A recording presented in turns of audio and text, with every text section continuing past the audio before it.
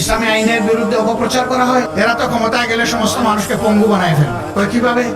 বলে যে এই দেশের মানুষ, বেশিরভাগ মানুষ জনগণের সম্পদ চুরি করে, তো বেশিরভাগ মানুষের হাত কাটা যদি যায়, তাইলে তো এই সমাজটা হাত কাটা বাহিনীর সমাজ হয়ে যাবে। না, হাত কাটা যাবে।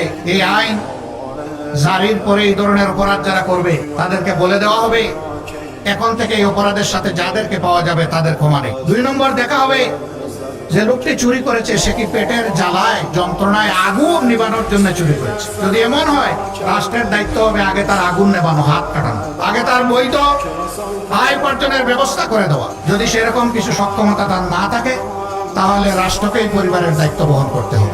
এরপরে লোভের বশবর্তী হয়ে কেউ যদি চুরি করে, তাহলে 2-1টা হাত কাটা যাবে প্রকাশ্যে, গোপনে নয়, যাতে সারা দেশবাসী এটা থেকে শিক্ষা নেয়। এখন কে সমাজে হাত কাটা বাহিনীর সদস্য হতে চাইবে? তখন পরিবারের সদস্যদেরকে বলবে, চুরি করব তোমাদের জন্য, হাত কাটা যাবে আমার, আর এই হাত নিয়ে অপমানজনক ভাবে আমি বেঁচে থাকবো।